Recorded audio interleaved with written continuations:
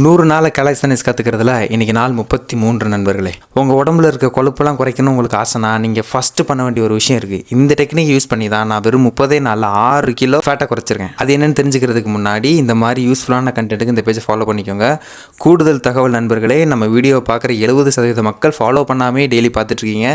தயவு செஞ்சு ஃபாலோ பண்ணிட்டு பாருங்கள். நம்ம உடம்புல உள்ள கொழுப்பை குறைக்கிறதுக்கு நம்ம பண்ண வேண்டிய மொதல் விஷயமே நம்ம வாயை அடக்கிறது தான், அதாவது நாக்கை கட்டுப்படுத்துறது தான். என்னதான் கார்டியோ, எக்ஸசைஸ், ப்ராப்பரான ஸ்லீப் இது எல்லாமே இருந்தாலும் உங்களோட வாயை நீங்கள் கட்டுப்படுத்தலை அப்படின்னா நல்ல பயனை தராது.